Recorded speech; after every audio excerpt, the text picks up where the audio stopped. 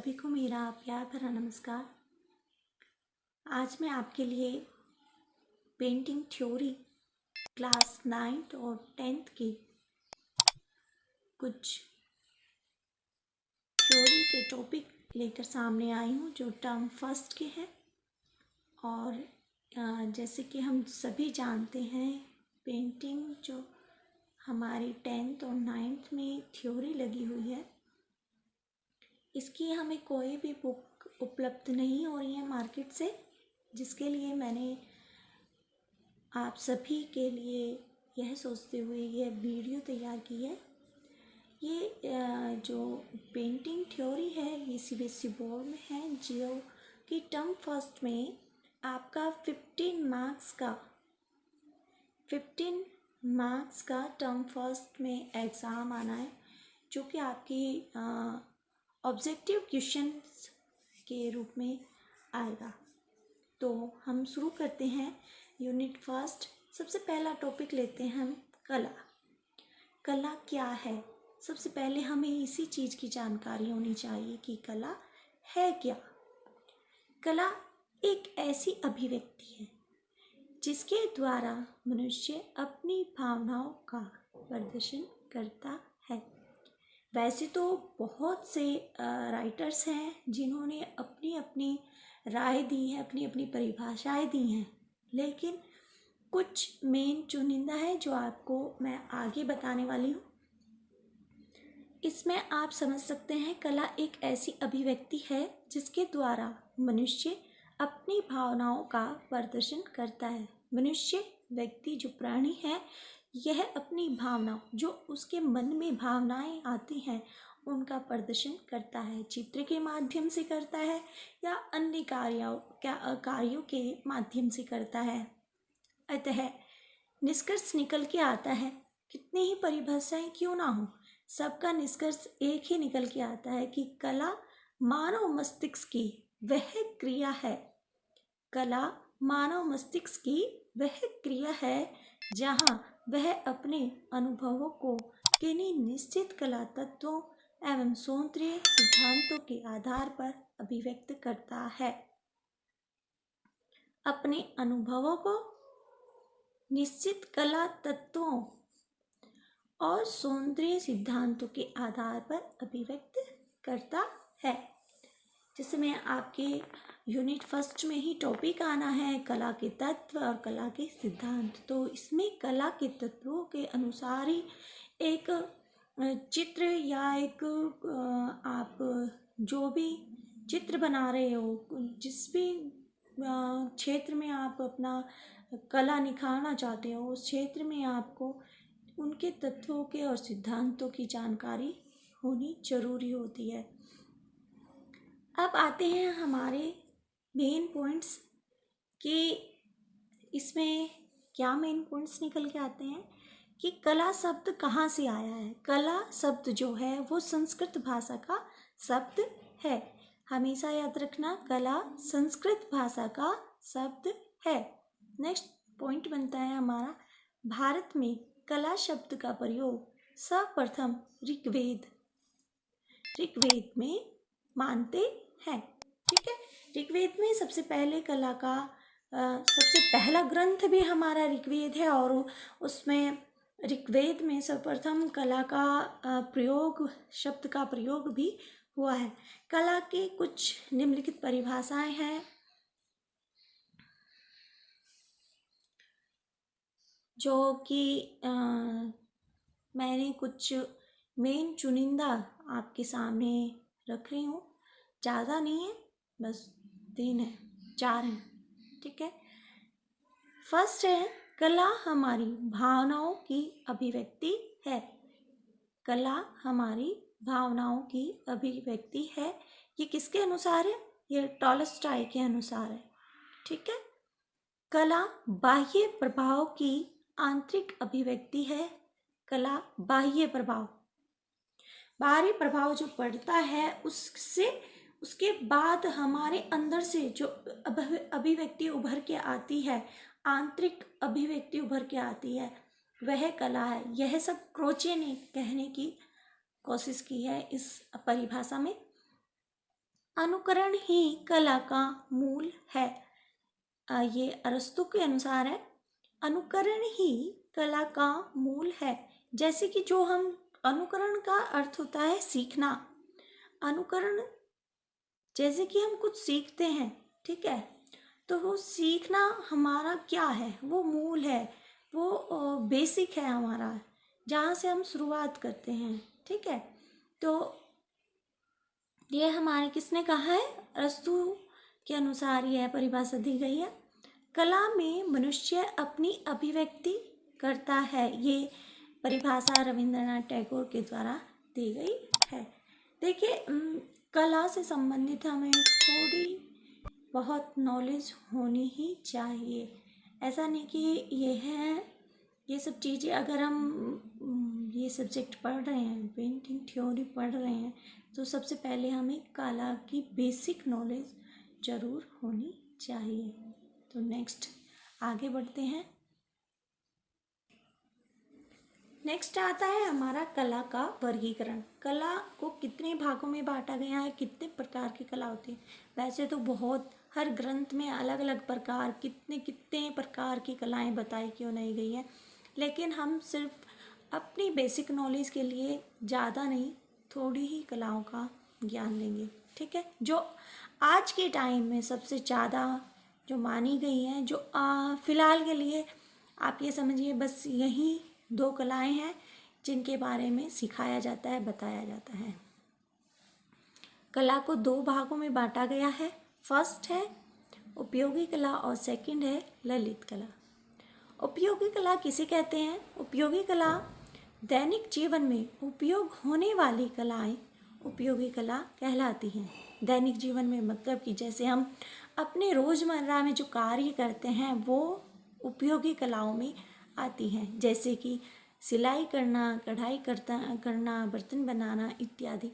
इसमें बहुत सी चीज़ें आती हैं, आपकी बहुत सी चीज़ें इसमें आती हैं जो आपकी कला से संबंधित है।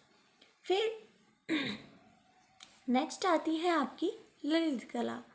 ललित कला में 5 कलाएं आती हैं। कौन कौन सी? ललित कला में 5 प्रकार की कलाएं आती हैं, जैसे कि आपकी फर्स्ट आती है काव्य कला, दूसरी आती है मूर्ति कला, तीसरी आती है चित्रकला और संगीत कला और स्थापत्य कला। स्थापत्य कला को हम भवन कला भी कहते हैं, भवन निर्माण कला।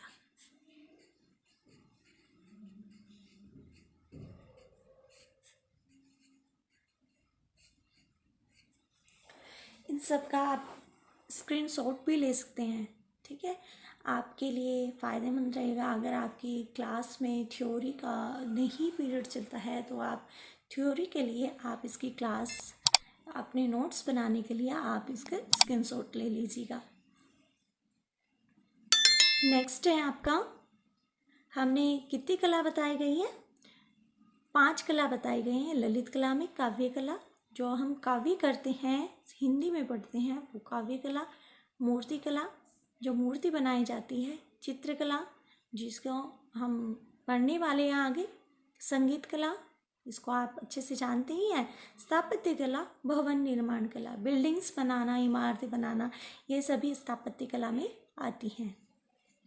नेक्स्ट जो है हमारा पॉइंट निकल के आता है कि वात्स्यायन ने अपने ग्रंथ कामसूत्र, उनका वात्स्यायन का कौन सा ग्रंथ है? कामसूत्र। कामसूत्र में 64 कलाओं का वर्णन किया है। वात्स्यायन ने अपने ग्रंथ में 64 कलाओं का वर्णन किया है। ये ऑब्जेक्टिव क्वेश्चन बन के आ जाते हैं। नेक्स्ट टॉपिक बनता है हमारा कि कला शब्द का प्रमाणित प्रयोग, ठीक है। सबसे पहले हमने किस चीज़ में पढ़ा था? सर्वप्रथम प्रयोग कहाँ हुआ था? ऋग्वेद में हुआ था, लेकिन उसमें प्रमाणित प्रयोग नहीं हुआ था। तो कला का प्रमाणित प्रयोग सर्वप्रथम नाट्यशास्त्र ग्रंथ में किया गया है। नाट्यशास्त्र ग्रंथ में किया गया है। कला शब्द का प्रमाणित प्रयोग सर्वप्रथम नाट्य शास्त्र ग्रंथ में किया गया है।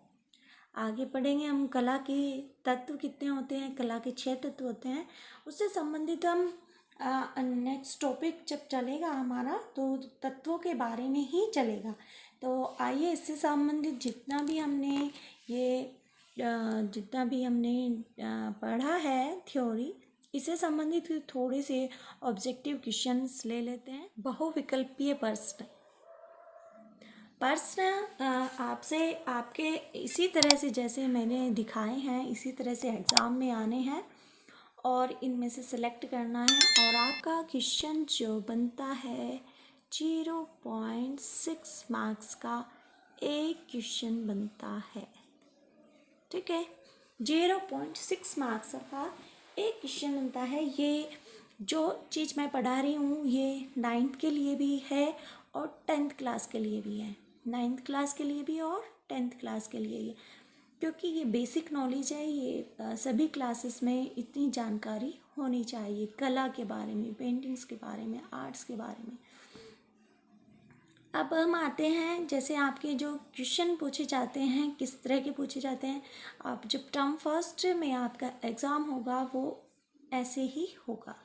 ठीक है, इस तरह से ही आपके क्वेश्चन आएंगे और इनमें से आपको सिलेक्ट करना है ऑप्शन में से, और जो ऑप्शन आपका सही होगा आपको OMR सीट मिलेगी जिसमें आपको गोला भरना होगा। ठीक है, इस तरह से जैसे ये क्वेश्चन नंबर 1 है, इसमें ऑप्शन आपका A, B और C और D दिए हुए हैं। और एक मिनट, और ये क्वेश्चन नंबर 1 बनता है। यहाँ से आपके ऐसे सर्कल मिलेंगे जो खाली होंगे, और जो इसमें से जैसे कोई क्वेश्चन आपको सही लगता है, जो आपको आंसर सही लगता है क्वेश्चन के अनुसार, उसको हम ऐसे भर देंगे। और फिर उसके बाद यहाँ पर हम एक बॉक्स मिलेगा, जैसे ऑप्शन इसका A सही है तो यहाँ पर हम ऑप्शन ऐसे बॉक्स मिलेगा लिखा हुआ, तो उस ऑप्शन में हम यहाँ पर A लिख देंगे। जैसे ये हमारे सर्कल्स है ना, इनके बाद में हमें यहाँ पर मिलेगा एक बॉक्स। ठीक है, इस तरह से हमें अपने क्वेश्चंस करने हैं। आपका एग्ज़ाम भी नज़दीक आ गया है, 17 नवंबर को आपका एग्ज़ाम है पेंटिंग थ्योरी का। चलिए अब हम क्वेश्चन देखते हैं। फर्स्ट क्वेश्चन है हमारा, कला क्या है? कला क्या है? प्रकृति का चित्रण? नहीं। भावों का चित्रण? नहीं। प्राणियों का चित्रण? नहीं। कलाकार की अनुभूति से परिपूर्ण चित्रण? जी हाँ। क्यों सही है हमारा क्वेश्चन नंबर 4 नहीं, क्वेश्चन नंबर फर्स्ट का 4 ऑप्शन कैसे सही है?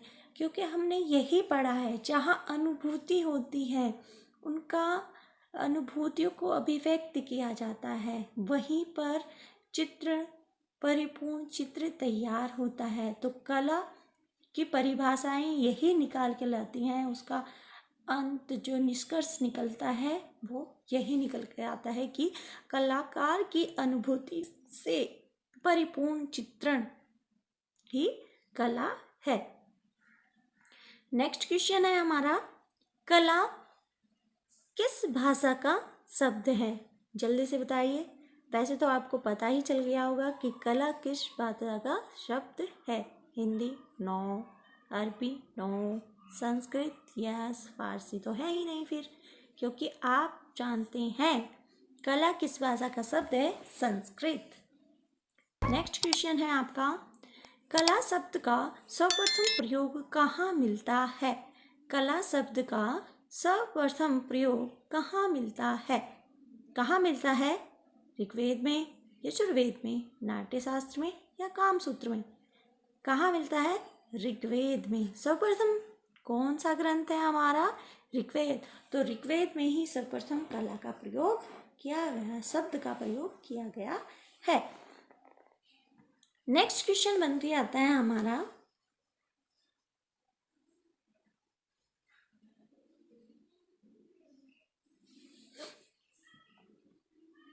कला शब्द का प्रमाणित प्रयोग सर्वप्रथम किस ग्रंथ में किया गया है? कला शब्द का प्रमाणित प्रयोग सर्वप्रथम किस ग्रंथ में किया गया है? ये मैंने अभी पीछे पढ़ाए थे, तो उसी में से आपके ये क्वेश्चन बनाए हैं। तो सबसे पहले आपको सही मालूम होना चाहिए, ठीक है। मानसोल्लास 9, महाभारत में 9, नाट्यशास्त्र में यस, इनमें से किसी में नहीं, रॉन्ग, ठीक है। तो क्या सही है हमारा? नाट्यशास्त्र में। नाट्यशास्त्र में प्रमाणित प्रयोग सर्वप्रथम कला शब्द का प्रयोग किया गया था। नेक्स्ट क्वेश्चन आता है हमारा, कामसूत्र में कितनी कलाओं का उल्लेख है? कामसूत्र में कितनी कलाओं का उल्लेख है? 49, 56, 60, नो 64, यस। तो राइट आंसर है हमारा 64। कामसूत्र में 64 कलाओं का प्रयोग किया गया है, ये सभी हमारे रॉन्ग है। ललित कला के अंतर्गत नहीं आती है कौन? कितनी कलाएं बताई हैं मैंने? ललित कला के अंतर्गत 5 कलाएं बताई गई हैं, ठीक है। और 5 में से 3 यहाँ दी हुई है और 1 इनमें से नहीं है। तो देखते हैं कौन कौन सी कलाएं दी हुई हैं। चित्रकला, राइट, ये तो हमारी आती है ललित कला के अंतर्गत। हमें ये सब चीज़ पहले देखनी है, नहीं, ठीक है, ललित कला के अंतर्गत नहीं आती है। कभी कभी हम ये गलती कर देते हैं कि नहीं शब्द को इग्नोर कर देते हैं, ध्यान ही नहीं देते हैं इसकी तरफ, और गलत ऑप्शन को सही करके आ जाते हैं, क्योंकि हम जल्दबाजी में ऐसी गलतियां कर बैठते हैं। ललित कला के अंतर्गत नहीं आती है, कौन सी कला नहीं आती है? चित्रकला, काव्य कला, संगीत कला, पुस्तक कला। देखो, ललित कला में मैंने आपको बताई है, चित्रकला आती है, काव्य कला भी आती है और संगीत कला भी आती है। तो पुस्तक कला नहीं आती है, तो राइट आंसर है 4, बाकी के रॉन्ग हो जाएंगे, ठीक है। इस तरह से मैं आपकी कंटिन्यू क्लासेस जो कला के तत्व हैं उन्हें लेकर के आऊँगी। इसी तरह से आपके नए नए क्वेश्चंस आपके सामने लेके आऊँगी, जो आपको बहुत ही ज़्यादा बेनिफिट कराएंगे। आपके एग्ज़ाम आने वाला है, उसके लिए तो ज़्यादा से ज़्यादा वीडियो को देखें और शेयर करें। 9th-10th क्लास के लिए CBSE बोर्ड में ये आपकी पेंटिंग थ्योरी के लिए बहुत ही इम्पोर्टेंट टॉपिक्स लेके आने वाली हूँ तुम्हारे टर्म फर्स्ट के लिए, जो आपको आपको आपको आपको आपको बहुत ही फ़ायदा देने वाले हैं। तो इसी के साथ आपको मेरा फिर से प्यार भरा नमस्कार।